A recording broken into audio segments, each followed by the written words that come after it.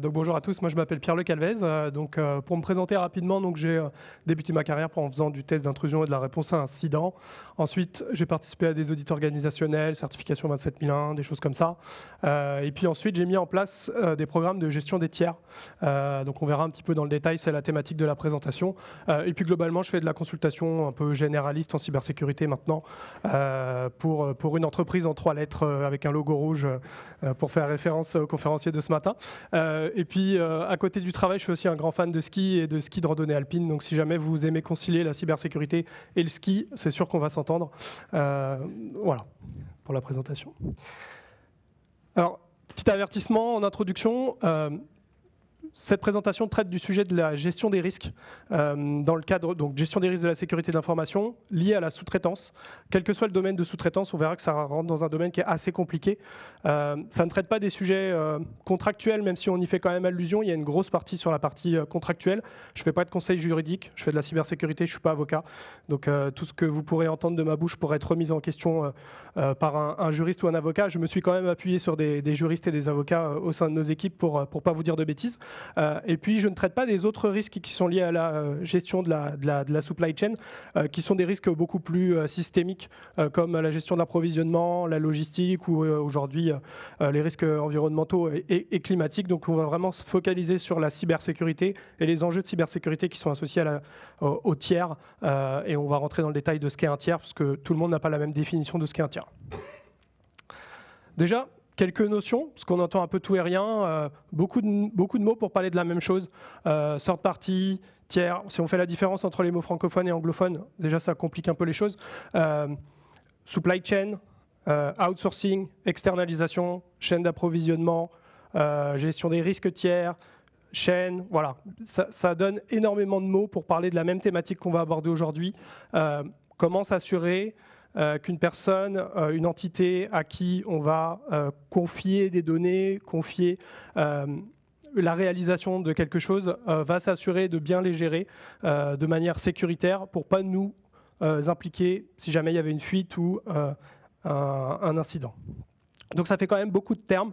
Je vais passer à travers certains termes pour les détailler parce qu'il y en a qui veulent dire la même chose, il y en a qui donnent quelques petites notions, quelques petites subtilités différentes. L'objectif, c'est vraiment qu'on parle tous de la même chose. Il y aura 2 définitions, je ne vais pas vous assommer avec des définitions, il y en aura quand même 2 pour qu'on essaye de comprendre un petit peu plus. La première définition, c'est l'externalisation. Donc là, il y a pas mal de normes en vigueur sur l'externalisation, pas spécialement de l'externalisation des TI, mais il y en a une sur l'externalisation des TI, c'est la 37500. Elle date de 2014, c'est quand même un peu ancien, hein, ça fait près de 10 ans. 10 ans exactement. Ça a pas mal évolué, la cyber, en 10 ans. Donc, il y a eu d'autres normes qui se sont rajoutées et on les verra. Mais celle-là, elle base les fondements de l'externalisation. Donc, la définition, elle est assez simple. C'est un modèle d'affaires pour la livraison d'un produit ou d'un service à un client par un fournisseur, comme une alternative à la fourniture de ce service au sein de l'organisation client. Donc, c'est simple. Plutôt que de le faire en interne, on le fait réaliser par quelqu'un d'autre. Globalement, c'est à peu près ça, l'externalisation. Pourquoi on en vient à externaliser? C'est une bonne question, ça. Pourquoi on le fait faire par quelqu'un d'autre plutôt que de le faire en interne de l'entreprise? Déjà, la première proposition qu'on pourrait se donner, c'est de se reconcentrer sur son métier d'origine. C'est-à-dire que vous êtes une entreprise qui fait des voitures, la cybersécurité, ce n'est pas forcément votre domaine. C'est même peut-être très probablement, vous en êtes très loin en tout cas. L'objectif, c'est d'essayer de faire en sorte que ça soit fait par quelqu'un d'autre. Le deuxième point peut être bénéficier d'engagement de service. C'est-à-dire que si vous faites réaliser quelque chose par quelqu'un d'autre, vous pouvez être en droit de vous attendre à que ça soit bien fait. Quand vous le faites vous-même, c'est plus difficile de s'imposer à soi-même des choses parfois on a du mal à respecter. Assurer la conformité également, c'est-à-dire qu'en partant du principe que vous ne faites pas vous-même parce que vous n'êtes pas sûr d'arriver à avoir la conformité, vous allez le faire faire par quelqu'un d'autre, dont c'est le métier, qui le fait bien et qui va être conforme à des réglementations ou à des certifications. Ça peut être également, j'ai entendu beaucoup le mot compétence ce matin, particulièrement en cybersécurité, c'est difficile d'en trouver.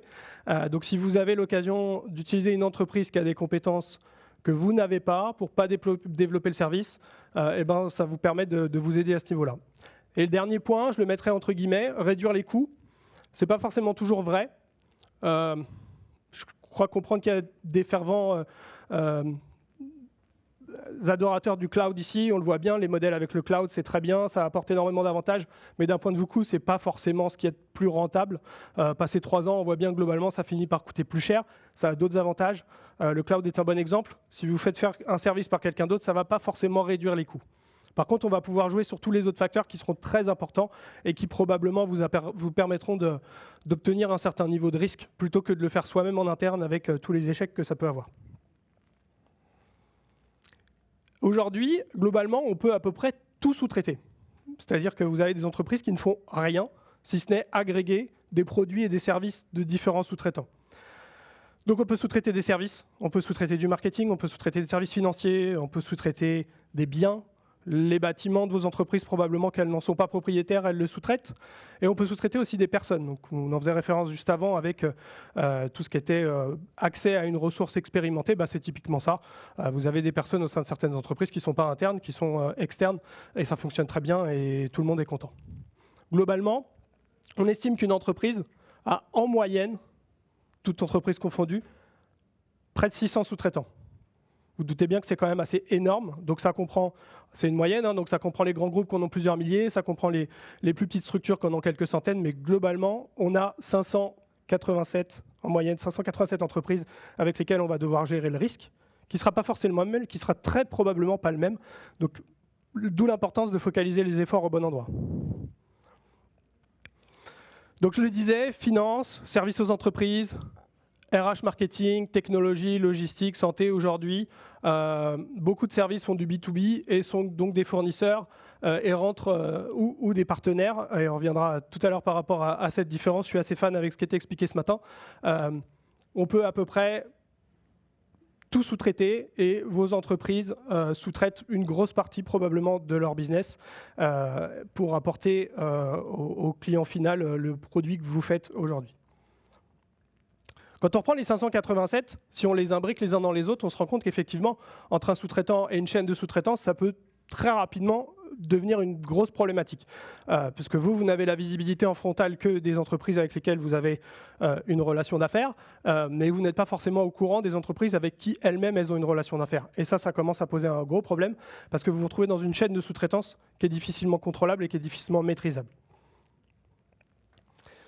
Pour vous donner un ordre d'idée, j'ai synthétisé en 2 slides la différence que je fais entre les tiers, le fournisseur et la supply chain. Donc finalement, vous êtes une entreprise, vous avez affaire à différents fournisseurs, différents partenaires avec lesquels vous travaillez. Donc ça peut être du service, des biens, des personnes. On rentre dans une histoire très souvent contractuelle à deux éléments. L'objectif étant, en vous appuyant sur ces partenaires et sur ce réseau de partenaires, de fournir un service à ce qu'on appelle une deuxième partie, qui est donc votre client. Si on rentre dans le détail de la chaîne d'approvisionnement, de la supply chain, c'est beaucoup plus complexe parce qu'on se rend compte que les acteurs sont interconnectés les uns entre les autres et que le produit final ne peut pas fonctionner si un des acteurs est défaillant. Donc là, on rentre vraiment dans une problématique de disponibilité de la chaîne de sous-traitance et que s'il y en a un, ça devient très vite la galère et votre organisation se retrouve parfois au milieu pour faire un petit peu la dernière étape avant d'arriver à la confection du produit final. Si on reprend la définition globale de la gestion des risques, je ne vais pas vous l'apprendre, vous la connaissez probablement bien mieux que moi, on va essayer de tirer un parallèle par rapport à la gestion des risques d'entreprise classique et habituelle, et quand on se l'applique à la gestion des tiers. La grande différence, c'est que la gestion des risques que vous faites en entreprise aujourd'hui, c'est principalement sur des paramètres que vous maîtrisez et sur lesquels vous pouvez influencer les choix et les directions que vous prenez en interne. Bien évidemment, ça nécessite des financements associés à ça, mais c'est quand même vous qu'en êtes les maîtres. L'entreprise, en tout cas, l'entité, en est les maîtres pour la majeure partie des risques. Quand vous rentrez dans un risque de gestion des tiers, vous allez évaluer des risques sur des paramètres que vous ne maîtrisez pas ou pas totalement. Et donc, ça devient beaucoup plus complexe de pouvoir trouver des solutions à ces risques-là sans entrer dans une phase de négociation ou de dialogue avec l'entité tierce. Si on reprend cette fameuse norme qui a 10 ans, on se rend compte effectivement qu'en termes d'évaluation des risques, on n'y était pas vraiment, ou pour ainsi dire pas du tout. Alors il y a 10 ans, 2014, ISO 27001, c'était la première mouture, c'était 2013, donc la cybersécurité et la sécurité d'information, on en avait déjà quand même un peu conscience. Cette norme d'externalisation présentait 3 types de risques: l'absence de stratégie, La mauvaise communication et le focus sur la réduction des coûts, absolument rien dans le document ne traite de la sécurité de l'information et des éventuels risques qui peuvent être liés à ça, puisqu'évidemment, en matière d'outsourcing, vous serez à un moment donné obligé d'arriver à avoir ce type de problématique et de confier des données, voire même la totalité de votre système d'information à un tiers. Donc les risques, en fait, si on résume très schématiquement, ils sont assez simples, c'est les mêmes que les risques internes. C'est des risques opérationnels, c'est des risques financiers, c'est des risques juridiques, des risques qui sont associés à la confidentialité des données et des risques qui sont associés à la réputation. Avec la petite différence, c'est que, comme je vous expliquais tout à l'heure, ce n'est pas vous qui êtes maître de ces risques-là, c'est l'entité qui va essayer d'être d'avoir une exposition la moins forte à ces risques-là, mais c'est vous qui allez les subir directement, puisque c'est dans beaucoup de cas, c'est vos données que vous leur confiez, c'est votre savoir-faire qui va être entre leurs mains, c'est vos systèmes d'information qu'ils vont opérer. Donc ça change un peu, ça change un peu le positionnement de la gestion du risque. Il y a quelques études qui ont été faites principalement par le Ponemon Institute depuis à peu près 4-5 ans, qui recense sous forme de questionnaire un petit peu l'écosystème de la gestion des tiers en entreprise. Il y a 2 statistiques qui sont intéressantes. C'est le pourcentage des victimes qui déclarent avoir subi une violation de données causée par l'un de ces sous-traitants. On voit qu'on est à plus d'une entreprise sur 2. Je pense que si on réactualiserait, on serait beaucoup plus que ça aujourd'hui. Et la deuxième statistique intéressante, c'est le pourcentage des entreprises qui déclarent avoir un inventaire complet de leurs tiers. Un tout petit peu plus d'un tiers. Un tout petit peu moins d'un tiers, pardon. Avoir un inventaire complet de ces tiers, ça veut juste savoir à qui on confie ces données et où est-ce que les données elles sont stockées. Voilà, globalement, on peut se débrouiller avec ce type d'inventaire. Ça veut dire qu'une entreprise sur 3, 2 entreprises sur 3, pardon, ne savent pas exactement où leurs données sont éparpillées dans l'écosystème de leur sous-traitance. Parfois même, elles découvrent des sous-traitants. Il y a le phénomène de shadow sous-traitance aussi qui rentre en ligne de compte, puisque vous avez des services parfois qui sont contractualisés à l'interne même de l'entreprise sans que la gestion des risques et la gestion de la cybersécurité n'en soient informés. Avec, ça s'est vu partout et je pense que vous l'avez déjà vécu en entreprise, on va souscrire un serveur Amazon avec une carte de crédit du service de marketing pour que ça soit plus rapide et plus simple. On y met des données dedans, on fait des tests et puis finalement on arrête de payer et puis les données, qu'est-ce qu'elles sont devenues, qu'est-ce que la machine, est-ce qu'elle a été correctement décommissionnée, qu'est-ce qui s'est passé, voilà, ça c'est un vrai problème aujourd'hui. Donc on a vu, du coup, le pendant de tout ça, c'est les attaques. C'est-à-dire qu'on voit de plus en plus d'attaques sur la chaîne de sous-traitance. Et les attaquants, ils l'ont bien compris. Aujourd'hui, c'est très compliqué, c'est de plus en plus compliqué de s'attaquer directement à des grosses entreprises qui se sont outillées, se sont dotées d'outils qui font très bien leur fonction et qui maintenant posent de vrais problèmes aux attaquants. Quand on ne rentre pas dans des attaques étatiques ou via des groupuscules qui ont vraiment des moyens, les attaquants maintenant ils détournent leur attaque et ils se concentrent sur les plus petits acteurs et par rebond pouvoir essayer de compromettre les gros. Ou même parfois rester complètement sur cette petite chaîne de petits acteurs parce que finalement c'est très lucratif et puis il y en a quand même beaucoup, donc on peut se permettre d'en attaquer plusieurs et puis comme ça on s'y retrouve au niveau des chiffres. Sauf qu'il y a quand même eu un tournant en 2020. Vous avez probablement entendu parler de SolarWinds, mais SolarWinds ça a été un vrai tournant, mais juste avant, quelques années avant, il y avait Home Depot.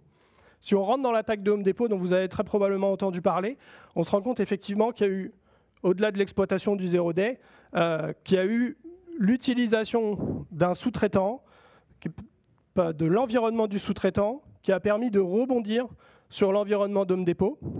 Donc on voit bien que l'attaque était parfaitement orchestrée.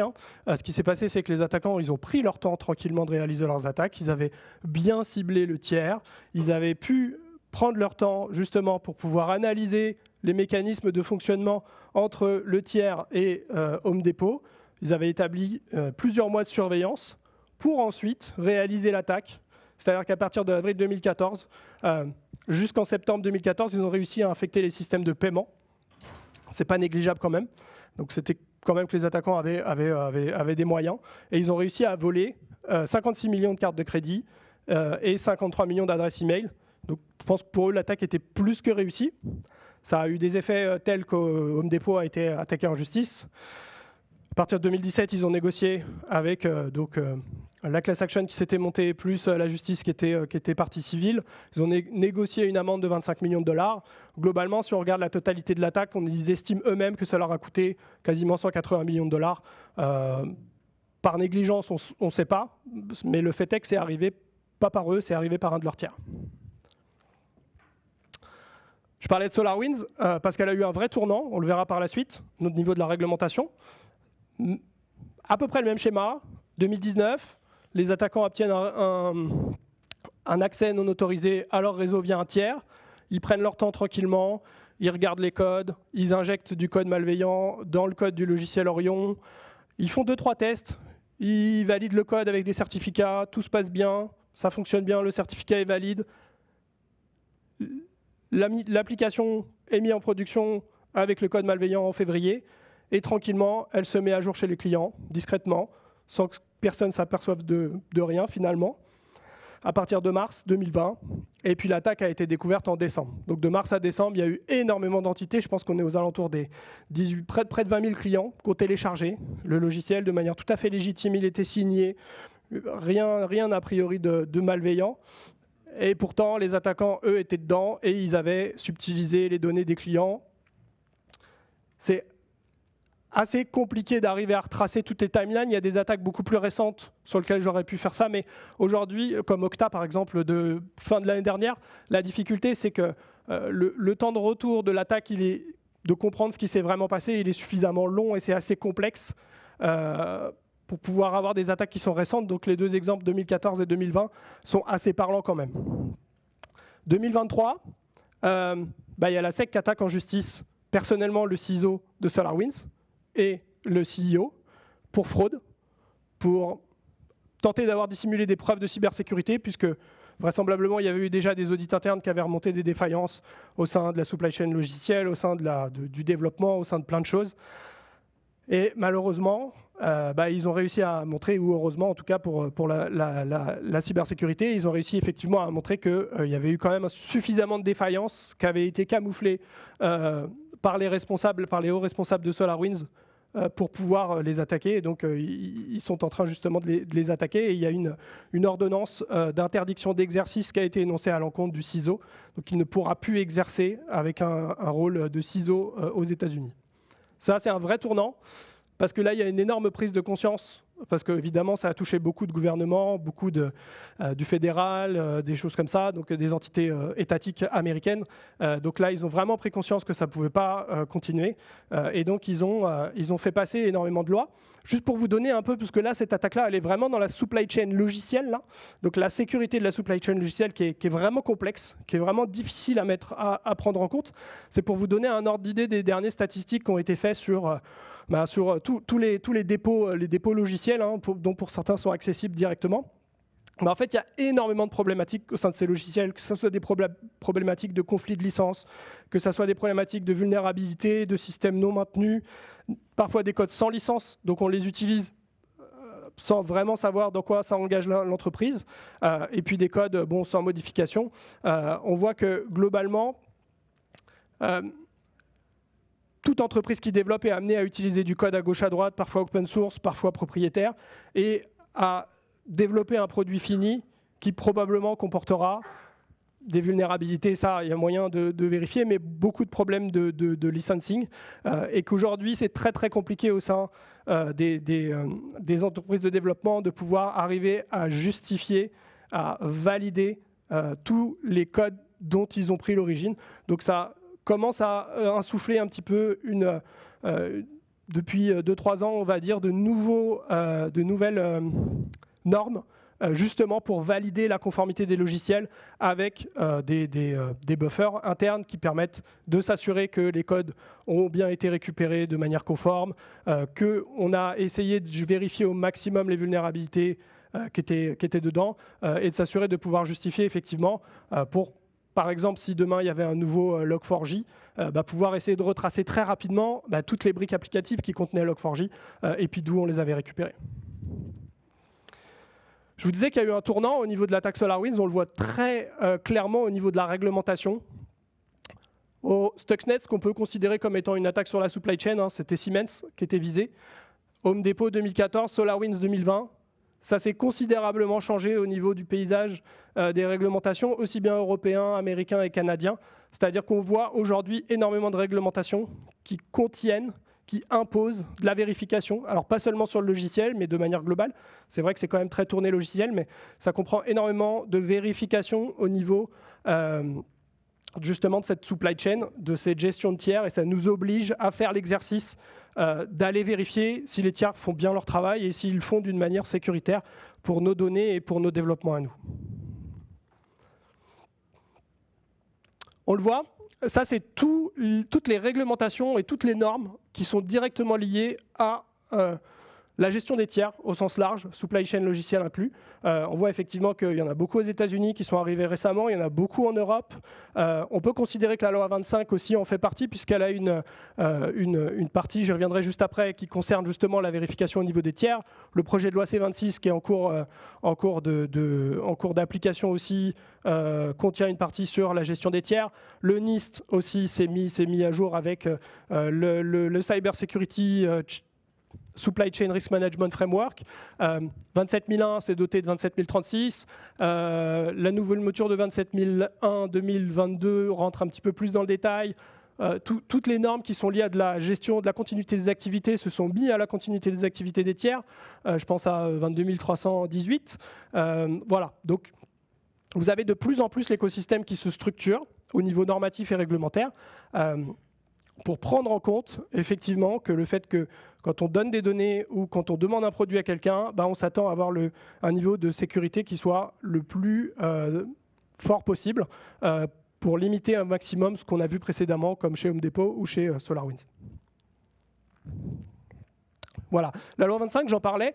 Donc, des actions assez simples. Hein. Je rentrerai un petit peu dans le détail après du cadre de gestion des tiers, mais la loi 25, elle impose 3 choses. Elle impose un inventaire des tiers, ce que je vous disais tout à l'heure, là, les 2 entreprises sur 3 qui n'en ont pas.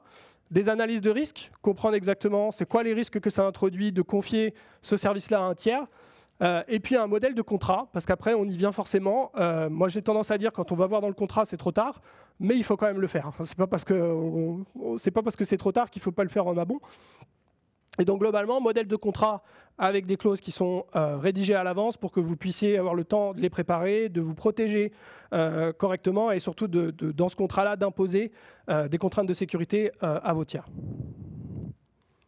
Je ne sais pas si vous êtes fan du Pizza as Model Service qui est très dérivé du cloud. Mais globalement, la fourniture de services auprès d'un tiers, on peut faire ce parallèle-là. Donc ça a été développé, je ne saurais pas vous dire par qui, mais globalement, c'est un modèle qui existe au niveau du cloud, c'est-à-dire vous avez un choix d'engagement, vous avez le choix traditionnel, vous faites tout chez vous, vous avez vos serveurs, vos data centers, vos logiciels, vous développez tout vous-même, vous êtes dans la première colonne. Puis ensuite, vous allez commencer à contractualiser pour de l'infrastructure as a service, puis quand même gérer vous-même ces machines-là. Voilà. Vous êtes du coup dans le modèle, vous avez votre pâte, votre tomate et vos assortiments, mais finalement, la table à dîner, etc., c'est pas chez vous. Puis vous avez plateforme as a service, où là, vous avez encore un niveau au-dessus. Et puis, vous avez le all-inclusive, où là, vous êtes dans le software as a service et finalement, vous ne vous occupez de rien. C'est le tiers qui s'occupe de tout. Et donc, vous voyez effectivement que dans ces 3 niveaux, puisque sur le premier, vous faites tout vous-même, que dans les 3 niveaux, vous avez un degré d'implication du tiers qui est complètement différent. Surtout, vous avez un degré d'implication de vos équipes internes qui va être avec de plus en plus de maîtrise jusqu'à plus aucune maîtrise. Alors, si vous ne savez pas ce que vous faites, ça peut être très bien. Si par contre, vous savez exactement ce que vous faites et où vous souhaitez vous en aller, là, du coup, il va falloir quand même imposer ce que vous souhaitez à ces tiers-là. Et ça ne va pas forcément être très simple. Donc au niveau des cadres de gestion des tiers, il en existe beaucoup. Je les ai présentés tout à l'heure. Maintenant, il y a aussi ce que propose le marché. Donc vous avez tout un tas de sociétés qui ont proposé leur propre cadre, qui étaient adaptés des différentes réglementations, des différentes normes qui existaient. Donc voilà, vous avez, si vous tapez cadre de gestion des tiers sur Google Images, ça vous donne à peu près ça. Donc vous en avez sous forme de cercle, vous en avez sous forme de rond, sous forme de carré, vous en avez un peu partout. Globalement, ce qu'il faut retenir, c'est qu'il y a 3 grandes phases dans lesquelles vous allez avoir un rôle à jouer au niveau de cette externalisation-là. Ces 3 phases, elles sont avant la contractualisation, elles sont pendant la contractualisation et elles sont après. Qu'est-ce que vous faites en amont de cette contractualisation pour essayer le plus possible d'évaluer les risques, de vous protéger d'un point de vue contractuel? Qu'est-ce que vous faites pendant cette contractualisation pour être sûr que le tiers il honore bien toutes ses promesses et qu'il continue d'opérer vos actifs avec la même sécurité qu'il vous avait promis dans la phase précédente? Et puis, quand vous arrivez à la fin d'une contractualisation, qu'est-ce qu'on fait après? Une fois qu'on a fini de travailler avec un tiers, qu'est-ce qu'on peut mettre en place comme moyen pour être sûr que derrière, lui, ne va pas continuer à utiliser vos données, par exemple, ou va prendre toutes les précautions pour faire une sortie de contractualisation la plus sécuritaire possible. La deuxième définition, puis après j'arrête de vous embêter avec les définitions, c'est celle qui concerne le cadre de gestion des tiers. Donc globalement, on voit structure organisationnelle utilisée par une entreprise pour identifier, évaluer, surveiller et gérer les risques associés à sa relation avec les tiers. Une fois qu'on a dit ça, qu'est-ce qu'on peut mettre en place pour essayer de reprendre ces trois grandes phases-là dont je vous parlais, avant, pendant, après? Donc globalement, tout le cadre il va se construire autour de ces trois grandes phases-là qui vont vous permettre, d'un point de vue cybersécurité, d'essayer d'utiliser au maximum ce qu'on connaît de la cyber et qu'on s'applique à nous-mêmes, mais pour essayer de l'appliquer à un tiers. Bien évidemment, et c'est là où je fais la référence avec ce qui a été dit ce matin, vous avez des fournisseurs et des partenaires. Pour moi, j'ai fait une grosse différence. Au niveau du fournisseur, il y a peu de relations avec ce fournisseur. Vous utilisez son produit et puis c'est très bien. Un partenaire, c'est complètement différent. Un partenaire, il y a une confiance qui s'installe. Il faut qu'il y ait une confiance qui s'installe pour gérer des aspects de sécurité et de protection des données. Donc avant, vous pouvez mettre en place des différents ateliers pour comprendre un petit peu les capacités de ce fournisseur. Vous pouvez faire des recherches sur Internet pour voir s'il n'a pas déjà eu des mauvaises expériences avec d'autres clients, mettre en place cet fameux inventaire des tiers qui est vraiment le début de l'histoire, définir les contrôles que vous souhaitez appliquer sur ces tiers. On verra juste par la suite qu'on ne peut pas appliquer les mêmes contrôles aux différents types de tiers. Et puis planifier vos évaluations qui vont arriver dans la phase pendant. La phase pendant, c'est la phase un petit peu celle aujourd'hui. Très probablement, vous avez déjà des tiers avec qui vous avez déjà contractualisé. Et puis maintenant, qu'est-ce qu'on fait avec ces tiers-là? Donc en fait, il faut mettre en place globalement des évaluations au sein de ces tiers pour revérifier que les contrats sont bien corrects, parce que les législations et les réglementations évoluent, puis la cybersécurité évolue. Donc voir quelles clauses on n'avait pas prévues il y a 10 ans qu'on va devoir mettre en place au prochain renouvellement. Et puis ensuite, les évaluer, ces tiers. Donc vous avez différentes méthodes d'évaluation. Vous pouvez leur envoyer un questionnaire assez simple, très froid, qui a une efficacité assez mesurée. Une personne vous répond un peu ce qu'elle veut, enfin elle vous répond sur tout ce que vous avez envie d'entendre. Vous pouvez décider d'aller sur site, chez ce tiers. S'il a un rôle vital au sein de votre système d'information, ça va peut-être mieux de se déplacer et de voir comment il travaille, de voir être sûr que les portes ne sont pas grandes ouvertes. Et puis ensuite, vous pouvez aussi rentrer vraiment dans ce partenariat et puis l'accompagner à mettre en place des recommandations. Et surtout, si vous avez un niveau de sécurité qui est au moins équivalent au sien, vous rentrez vraiment dans une relation B2B, vous échangez des bonnes pratiques. Et là, on rentre vraiment dans un cadre de confiance avec ce tiers. Et c'est en tout cas une relation contractuelle qui est relativement saine. Et puis enfin, pour la dernière phase, je vous parlais du processus de sortie. Évidemment, la chose importante, c'est la récupération des données. On ne laisse pas nos données à notre tiers. On s'assure effectivement qu'à la fin, il les a effacées de manière sécurisée. On voit ensuite le suivi de la conformité. Éventuellement, on peut arriver dans des phases de réponse à incident. Si malheureusement le mal a été fait, il faut quand même qu'on aille accompagner le tiers et qu'on voit ce qui s'est passé avec nos données. Et puis, comme c'est un cercle un peu vertueux, il faut quand même mettre à jour ce cadre parce que vous avez beaucoup de points qui remontent et qui nécessitent de mettre à jour votre propre cadre. Donc vous pouvez vraiment faire votre cadre vous-même à la carte, un peu comme quand vous allez chez Tim Hortons. Vous regardez et vous définissez votre cadre. Vous n'êtes pas obligé de rentrer dans une usine à gaz. Je vous conseille même de ne pas rentrer dans une usine à gaz. Il faut vraiment essayer d'aller à l'essentiel et de commencer petit. C'est-à-dire que si vous ne faites pas du tout d'évaluation de vos tiers, si vous ne gérez pas vos tiers et que vous n'avez peut-être même qu'un listing dans un fichier Excel, vous allez très probablement commencer par mettre en place un petit cadre qui va vous aider à essayer quand même d'apprécier les risques au maximum, mais sans déclencher un vent de panique au sein de l'organisation et aussi au sein de vos tiers. Parce que quand on commence à rentrer dans ce type de mise en place de cadre, d'évaluation particulièrement, vous avez des tiers qui commencent à paniquer et puis soit qui ne répondent plus, soit qui vous répondent un peu ce que vous avez envie d'entendre. Puis vous pouvez aller jusqu'au dernier cadre, où là, vraiment, vous avez, on va dire, une méthodologie éprouvée, vous savez exactement ce que vous attendez de vos tiers, vous savez exactement comment les accompagner, vous savez quoi faire en cas d'incident, et vous êtes, on va dire, vraiment au meilleur niveau de la gestion des risques à ce niveau-là, et vous êtes en capacité surtout de pouvoir hiérarchiser par risque vos tiers pour prendre les meilleures décisions quant à la suite des partenariats que vous aurez avec eux. Je vais faire le focus sur certaines parties de ce cadre. Donc là, par exemple, un processus de sélection. Donc évidemment, comme je le disais tout à l'heure, quand on en vient à regarder ce qu'il y a dans le contrat, c'est trop tard. Donc prenez bien les bonnes décisions en amont, lors de la rédaction des clauses contractuelles, lors de l'identification de votre besoin à vous. Est-ce que vous avez vraiment besoin de vous baser sur un tiers parce que ce métier-là, vous le faites mal ou vous ne souhaitez pas le faire? Ça, c'est la première question qu'on se posait. Si c'est le cas, effectivement, il va falloir rédiger un cahier des charges, aller très probablement en appel d'offres, rentrer dans un mécanisme de due diligence avec les tiers, pour ensuite arriver à la contractualisation, pour ensuite l'intégrer et l'ajouter à ce fameux cadre. Donc il y a tout un tas de phases qui peuvent être mises en place. Là, c'est vraiment un peu un des points les plus importants de l'histoire qui va suivre, parce qu'effectivement, si vous ne prenez pas le temps de bien choisir vos tiers, derrière, vous l'avez contractualisé très probablement pour plusieurs années, en tout cas souvent 1 an au minimum, et derrière, vous allez du coup récolter, d'un point de vue gestion des risques, les fruits de ce que vous n'aurez pas pris le temps de mettre en place d'un point de vue sécurité, d'un point de vue minimum attendu par rapport aux tiers en termes de maturité, de sécurité, d'un point de vue contrôle. Je ne rentre pas dans les contrôles, mais on est sur des contrôles qui sont assez classiques. Vous pouvez vous baser sur du NIST ou sur du 27001, voire même pour certains tiers, pouvoir descendre en dessous sur des cadres, sur des frameworks de cybersécurité beaucoup plus light. Ça dépend vraiment de ce que vous leur confiez comme données et de la gestion des risques que vous allez mettre en place. Globalement, il y a 2 types de contractualisation. C'est cette partie-là où j'ai dû m'appuyer d'experts, parce que ce n'est pas du tout mon domaine.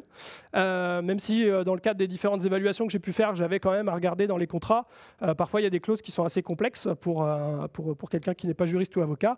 Globalement, il y a 2 grandes tendances de contrats. Il y a les contrats d'adhésion, sur lesquels vous n'avez absolument rien à dire. C'est-à-dire, vous le prenez ou vous ne le prenez pas. Ça se fait très bien, là, sur Internet, dans le cloud, du SaaS, des choses comme ça. Vous n'avez pas trop le choix de négocier, en fait. C'est-à-dire que c'est à prendre ou à laisser.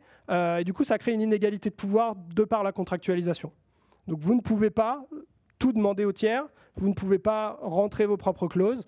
Par contre, l'autre aspect, c'est que vous êtes soumis par les juridictions des différents États où vous avez contractualisé et vous êtes protégé contre les clauses abusives. Donc c'est-à-dire que si vous allez en justice, parce que vous considérez que ce tiers ne remplit pas son besoin, le juge peut décider que les clauses qui étaient dans le contrat étaient des clauses abusives, ça rentre dans le cadre des accords contractuels, et là, ça vous protège un petit peu, même si parfois le mal est déjà fait.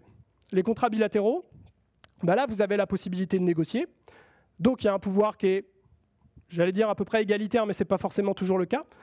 Ça dépend du poids de l'entreprise et du poids du fournisseur. Vous avez des flexibilités de conditions. Par contre, vous n'avez pas de protection contre les clauses abusives, puisque si vous allez, et c'est déjà le cas en justice, le juge va dire, vous avez négocié ce contrat-là, vous l'avez tous les deux signé, vous saviez dans quoi vous vous engagez, c'est trop tard. Donc vous ne pouvez pas vous retourner à ce niveau-là. Et là, vous avez la possibilité, dans ce type de contrat, de mettre en place une relation opérationnelle avec ce tiers. C'est-à-dire que vous avez quelqu'un avec qui discuter, vous avez quelqu'un avec qui vous allez pouvoir mettre en place des comités, vous avez quelqu'un avec qui vous allez pouvoir les challenger d'un point de vue sécurité de l'information, leur demander par exemple quand est-ce qu'ils réalisent des tests d'intrusion, leur demander s'ils ont des bons processus en termes de gestion des identités. Voilà, posez toutes vos questions et là, vous aurez du retour, ce qui est beaucoup plus compliqué dans le premier contrat d'adhésion. Donc je le disais, contrat solide, rédaction minutieuse, qui mettent autour de la table, ça c'est au sein de votre entreprise, bien souvent ça prend les approvisionnements, les achats, le département juridique, le département cybersécurité, c'est toujours obligé. Et puis ensuite, vous allez rentrer dans les différentes clauses. Habituellement, dans tous les contrats qu'on a eu à évaluer au travers de nos équipes de juridiques, on retrouve à peu près les grandes tendances de clauses. Donc bien évidemment, tout ce qui est relatif à la confidentialité, à la propriété intellectuelle du service fourni, à la qualité de performance, ce que vous êtes en droit d'attendre, est-ce qu'ils vont correctement vous livrer les produits dans les délais, est-ce que ça ne va pas créer des problèmes de disponibilité. Voilà, vous avez d'autres clauses, la résiliation, le cas de force majeure. Un point important aussi, c'est la possibilité de sous-traiter le service que vous demandez, c'est-à-dire que bien penser à faire en sorte de savoir si votre tiers ne sous-traite pas lui-même le service ou une partie du service. Ça, la plupart du temps, ils ne vous le disent pas. En tout cas, ils ne vont pas évidemment répondre à votre appel d'offres en vous disant c'est pas moi qui vais le faire, on va le sous-traiter en Inde, et puis derrière on va quand même vous rendre le service. Bon, il y en a qui le disent et c'est correct avec ça, et il y en a qui le disent pas, et puis du coup vous en apercevez en cours de route et c'est pas forcément une très bonne expérience. Donc voilà, c'est des clauses qui sont assez importantes à prendre en compte. Pour gérer les risques, vous avez toute une multitude d'outils. Vous avez vos propres outils internes que vous pouvez un petit peu customiser pour pouvoir essayer de rentrer dans les différents cadres de gestion du risque. Là, on fait appel à la gestion du risque classique. Vous avez un spider chart qui est présenté sur la gauche avec, voilà, c'est quoi l'importance de mon tiers, est-ce qu'il effectue un service qui est vital pour mon entreprise, c'est quoi son niveau de maturité en sécurité, est-ce qu'il a déjà subi des incidents qui ont été publiquement diffusés. Voilà, vous pouvez choisir un petit peu les différents éléments. Il en existe tout un tas, puis vous pouvez arriver sur un SWOT en fonction assez classique en termes de management. Les forces, faiblesses, menaces, opportunités du tiers, qu'est-ce que ça va vous apporter en plus dans votre métier versus quels sont les risques en termes de sécurité et éventuellement de fuite d'informations que ça pourrait occasionner. Donc l'intérêt, c'est de mettre ça dans des outils pour pouvoir ensuite arriver à les classer par importance, déjà au niveau du service qu'ils vous rendent, mais surtout au niveau des risques qu'ils vont introduire au sein de votre entreprise. Donc sur tout un tas de paramètres, je le parlais tout à l'heure, l'importance stratégique, le niveau d'accès au système d'information. Est-ce qu'ils n'ont pas d'accès à votre système d'information ou bien est-ce qu'ils ont un VPN directement dans la base de données vitale de votre entreprise, comme ça arrive parfois. Les performances, la conformité réglementaire. Aujourd'hui, il y a vraiment un gros tournant à ce niveau-là et ça va de plus en plus être scruté, notamment dans les cadres de gestion des tiers, parce qu'il y a vraiment des obligations qui vont être mises en place, ce qui n'est pas le cas pour beaucoup d'aspects de cybersécurité. Ensuite, la surveillance et la collaboration, c'est un point assez important. Je parlais de partenariat tout à l'heure, c'est vraiment ça qu'il faut arriver à mettre en place. Sinon, vous n'arrivez pas à sonder le tiers et à comprendre vraiment ses challenges et ses enjeux d'un point de vue cybersécurité.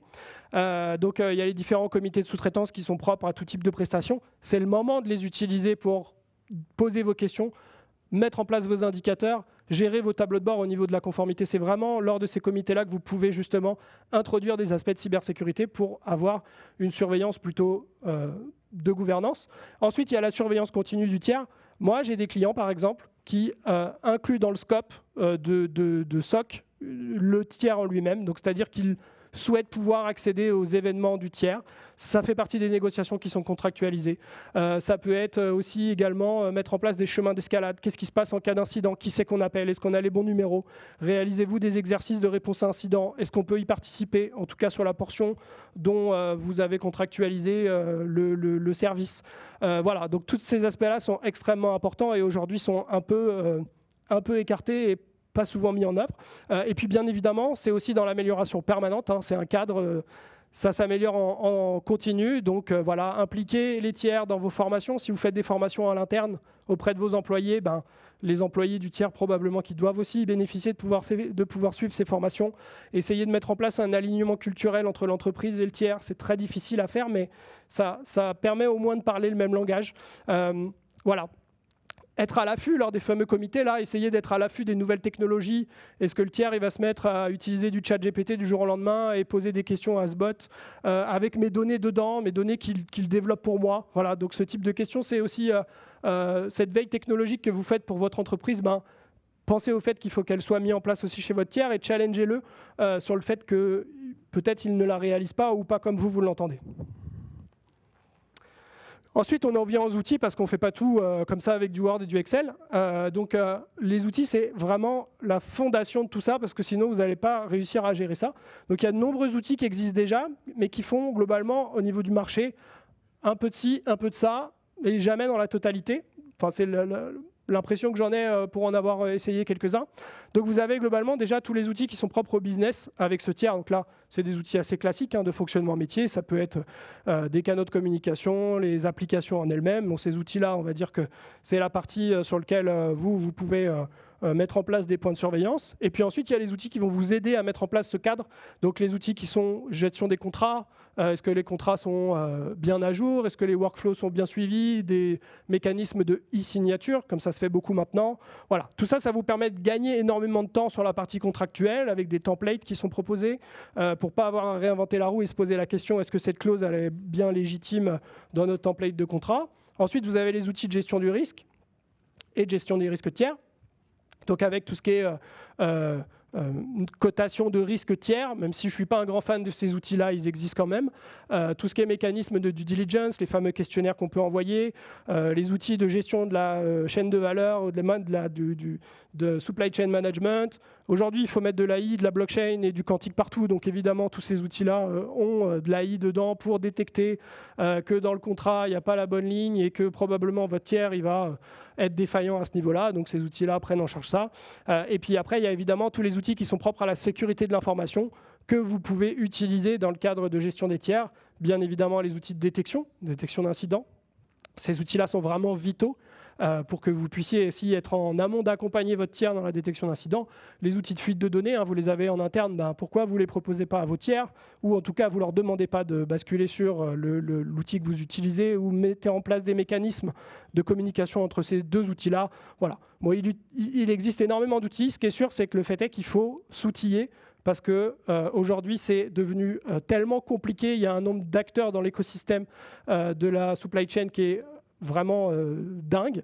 Donc il faut absolument s'outiller pour pouvoir être plus efficace et surtout essayer de gagner en efficacité sur la partie gestion du risque parce qu'on voit effectivement qu'au niveau des 4 piliers là, de toute façon, aux 4 endroits, il peut y avoir un problème à ce niveau-là. Donc le Gartner a bien évidemment fait aussi son Magic Quadrant pour ces outils-là. Bon, je ne rentre pas trop dans le détail parce que voilà, c'est très spécifique à des vendeurs. Mais sachez que globalement, l'écosystème maintenant, il est quand même pas mal structuré. Il y a des acteurs qui sont là depuis plusieurs années qui peuvent vous aider à ce niveau-là. Je ferai de la pub pour personne, mais ça commence vraiment à donner des bons résultats. Le Gartner estime lui-même que globalement, une entreprise qui utilise des outils va améliorer sa gestion des tiers de 30% vis-à-vis d'une entreprise qui ne le fait pas. Ça ne fera pas tout, mais ça vous permettra déjà de gagner un peu de temps et d'efficacité. Pour la suite, je vois qu'il me reste 3 minutes, je vais essayer de conclure rapidement. Évolution des réglementations, vous n'allez pas pouvoir passer à travers. Les réglementations vont vous imposer à gérer vos tiers, elles vous l'imposent déjà, on le voit pour la loi 25. Amélioration de l'efficacité, ça se fera très probablement autour des outils, mais aussi autour de la formation en interne de vos équipes pour comprendre un peu ces mécanismes, avoir un peu les bons réflexes au niveau des tiers. Arrivée de l'intelligence artificielle dans le mécanisme de TPRM, ça va forcément, on en parlait, ça va forcément nous aider pour essayer d'anticiper un peu les signaux faibles qu'on n'arrive pas à voir quand on a le nez tous les jours dans la gestion des tiers. Responsabilité sociétale et éthique, on voit énormément de mouvements où on inclut la cybersécurité dans le ESG et le RSE. C'est beaucoup demandé dans les appels d'offres aujourd'hui, que votre société ait une politique de ESG, mette en place tout un tas du Green IT, des choses comme ça. Et la protection des données personnelles rentre directement dans cette partie-là également. Donc ça va de plus en plus être demandé si vous souhaitez faire affaire avec des entreprises, des grosses entreprises. L'introduction de la blockchain dans la totalité de la chaîne de sous-traitance, c'est aussi des sujets sur lesquels il y a des acteurs qui commencent à proposer des solutions. C'est très émergent.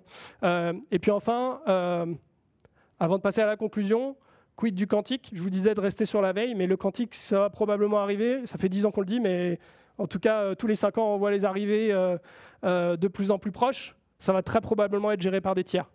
Donc pensez aussi à quel nouveau risque ça va introduire, comme on l'a fait l'année dernière avec l'arrivée de l'intelligence artificielle à la vue de tout le monde en tout cas, même si les professionnels rigolent bien de ça. Le quantique, quand il va arriver dans vos entreprises, il va changer la donne, comme n'importe quelle nouveauté, il va falloir anticiper ces risques-là. Est-ce que ça va être des risques sur la cryptographie? Est-ce que ça va être des risques sur la disponibilité? Voilà, il y a tout un tas de risques qu'il va falloir commencer à réfléchir.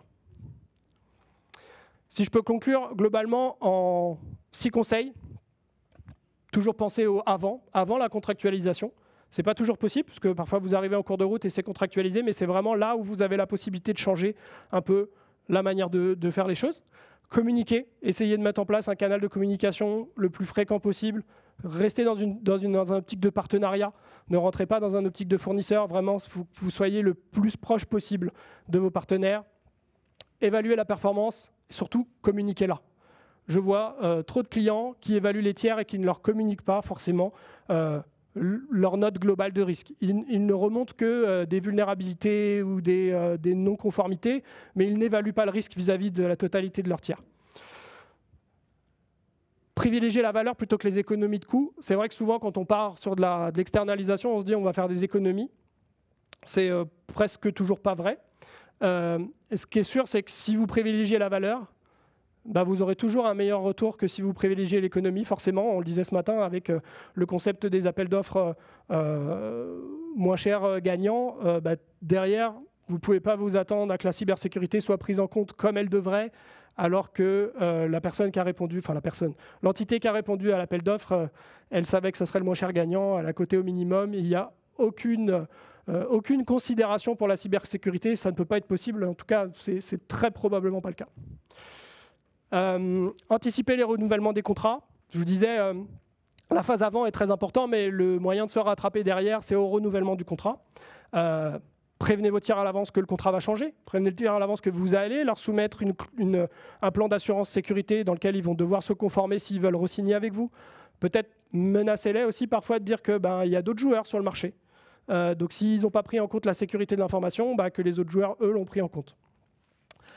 Et enfin, soyez conscient des limites de l'exercice. Vous ne pourrez pas tout gérer les tiers, vous ne pourrez pas analyser, mettre en place des mécanismes de gestion des risques sur tous vos tiers. Ce n'est pas possible, il y en a beaucoup trop. Ça serait un travail qui serait titanesque. Donc, soyez conscient de vos propres limites sur l'exercice, avec tout ce qui est fatigue au niveau des tiers. Remplir un questionnaire de 200 questions pour savoir si vous êtes conforme à ISO 27001 ou au NIST CSF. Même s'il y a moins de questions, les tiers, ils n'en peuvent plus en fait. Moi, tous les jours, ils nous contactent en nous disant « c'est plus possible, harmonisez-vous, faites en sorte que vous nous envoyiez les mêmes questionnaires ». Donc, il y a un mécanisme de fatigue de l'exercice, de conceptuel, qui commence à poser des problèmes. Donc, il y a des sujets d'études à ce niveau-là, sur de la certification de tiers, des choses comme ça. Voilà, le marché est en train de bouger. Mais voilà, soyez conscients des propres limites de l'exercice et du fait qu'il faut vraiment focaliser ses efforts. Je pense que la loi de Pareto du 80-20 est bien ici. Focaliser les efforts sur les prestataires qui génèrent chez vous le plus haut niveau de risque. Et puis, quitte à ne pas évaluer ceux chez qui vous estimez que le niveau de risque est en bas d'un certain seuil.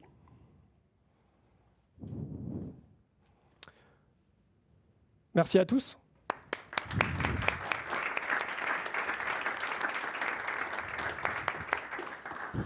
C'était super intéressant, mais est-ce qu'on a des questions? Est-ce qu'on a des questions en ligne? Non. Est-ce qu'on a des questions dans la salle? Fabrice, est-ce que tu peux t'approcher, s'il vous plaît, et parler près du micro, s'il vous plaît? Merci.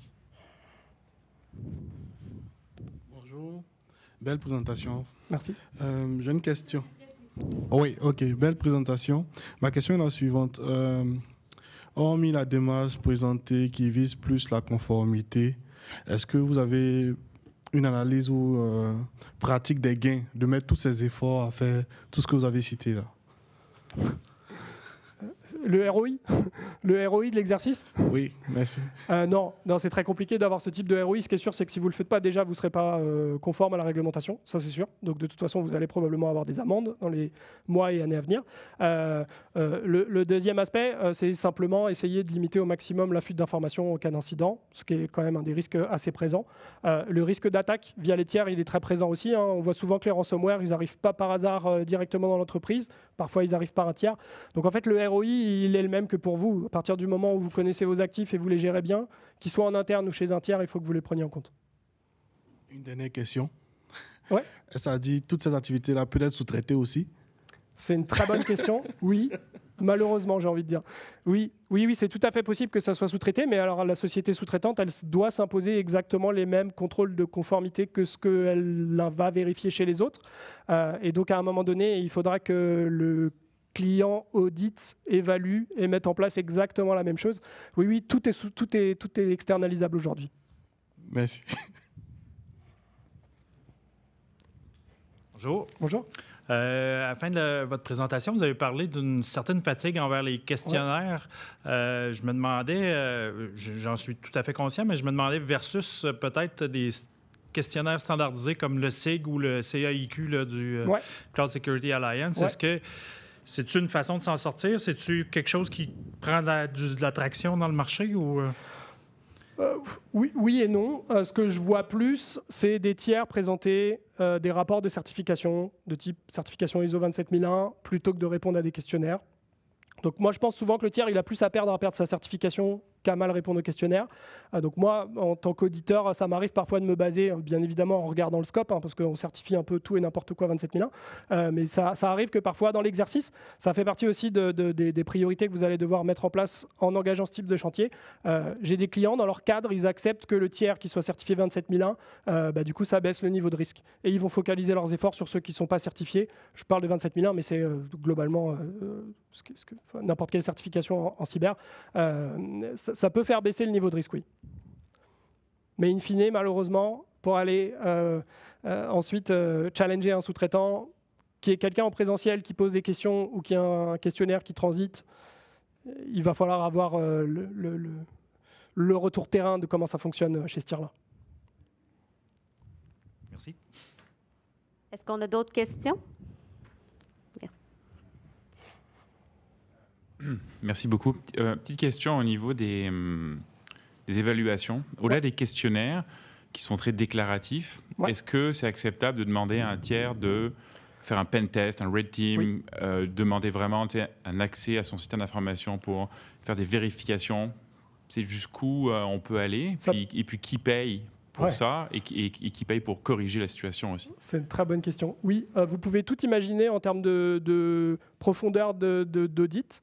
Vous pouvez aller réaliser vous-même le pentest. J'ai des clients qui ont des équipes de Red Team et qui vont réaliser eux-mêmes des Red Team du coup à distance et en local chez leur tiers. Vous pouvez tout imaginer, c'est vous rentrez dans un rapport de force entre ce que le sous-traitant est prêt à vous donner accès à son système d'information, parce que parfois l'intérêt du sous-traitant c'est que lui il capitalise sur ce qu'il fait, il le fait pour d'autres personnes, donc là vous rentrez dans un problème de confidentialité qui pose des problèmes. Donc oui, les tests d'intrusion, les scans de vulnérabilité aussi sont régulièrement demandés, qu'ils soient faits par l'entité auditrice ou directement donnés par le client. La deuxième partie de la question c'était qui va payer? Souvent, c'est le principe de contractualiser ça à l'avance. C'est-à-dire que si vous imposez à votre tiers de faire réaliser régulièrement des tests d'intrusion, comme c'est une très bonne pratique et probablement tout le monde dans la salle le fait dans son entreprise, forcément, il va être obligé de le faire. Il n'aura pas le choix de vous donner les résultats. Donc si c'est anticipé à l'avance, la question financière, elle ne se pose pas. Elle se pose quand ce n'est pas anticipé et qu'on arrive au moment de l'évaluation. Et là, oui, à un moment donné, je ne vous cache pas que la plupart du temps, c'est celui qu'audite qui paye. Globalement. Ouais, la plupart du temps. Tu peux te retrouver avec un tiers qui va te dire, regarde, la cybersécurité ou les gens de sécurité ont demandé ça, le service est plus cher. Oui, ouais, ta ligne d'affaires qui revient en disant, c'est exactement ça. Ouais. Donc, juste pour résumer pour les gens en ligne, j'ai pas tout suivi, je vais vous laisser résumer la question. En fait, la question était sur le fait que parfois, le fournisseur de service va finir par avoir un service qui ne vaut pas la valeur puisqu'il est plus sécuritaire que ce qu'il était au départ. J'ai même parfois eu un tiers qui me disait qu'il perdait de l'argent à force de rajouter des briques de sécurité parce que ce n'était pas prévu au départ et donc la prestation lui coûtait plus cher que s'il ne faisait pas le service. Donc c'est pour ça que ça nécessite d'être anticipé au maximum. Après, les tiers, il ne faut pas qu'ils fassent la politique de l'autruche. Aujourd'hui, toutes ces réglementations, elles sont publiques. Donc à un moment donné, il faut aussi qu'ils se remettent en question et qu'ils se disent est-ce qu'on fournit un service qui est à la hauteur de ce qu'on devrait et qui peut-être le sécurise d'eux-mêmes avant qu'on vienne les challenger. Merci. Est-ce qu'on a d'autres questions? Une question que, par exemple, dans des grosses organisations, des corporations, par exemple, une compagnie d'assurance qui achète d'autres compagnies, souvent la compagnie laisse tout seul indépendante, une société portefeuille indépendante, mais qui oblige cette société-là à utiliser un tiers de l'interne déjà, par exemple le service de paye. Mais là, je n'ai pas le droit de l'auditer parce que c'est une obligation. Si, vous pouvez tout à fait l'auditer. Est-ce que je peux... Pour moi, le tiers, la filiale fait partie du tiers. Si vous rachetez une entreprise, ça va à terme devenir votre entreprise, mais il y a une négociation qui fait qu'elle ne l'est pas tout de suite. Ça devient un tiers, de facto. Est-ce que je négocie avec plus haut ou je négocie latéral avec le tiers qui me donne le service? C'est un rapport de force à avoir en interne. C'est sûr que si l'entité qui s'est fait racheter ne souhaite pas se faire auditer, à un moment donné, il va falloir escalader je parle de quelque plus part. celui qui va me fournir le service. Que moi, je vais me faire auditer, c'est sûr, parce que c'est un ordre d'en haut. Mais si j'utilise le service de paye d'en haut qui me dit c'est ce tiers-là que tu utilises, est-ce que moi, je ne suis pas sûr d'avoir compris le schéma. OK, mais... c'est l'inverse. Moi, je me fais acheter, par exemple. Et la société qui vous a racheté vous met m'oblige à utiliser le tiers. Certains services. Oui. Ben là, c'est plus le même rapport de force parce que du coup, vous n'allez pas vous tirer une propre balle dans le pied si vous fournissez le service à votre entité que vous avez rachetée et que vous savez que vous n'êtes pas conforme. Je connais peu de clients qui font ça, mais c'est pas exclu. Dans les grosses organisations, souvent, c'est ça, parce qu'ils disent on va optimiser. Ce que je vois souvent, c'est des clients qui demandent un niveau de sécurité aux prestataires qu'ils n'ont pas eux-mêmes. Ça, c'est assez classique. Et du coup, là, on rentre dans un rapport de force où le client demande des choses qu'il ne fait pas lui-même. Ça arrive souvent. Oui, ça, c'est très classique. Merci. Beaucoup plus qu'on ne pense. Merci. Est-ce qu'on a d'autres questions? Merci beaucoup, Pierre. Merci Très intéressant. Merci.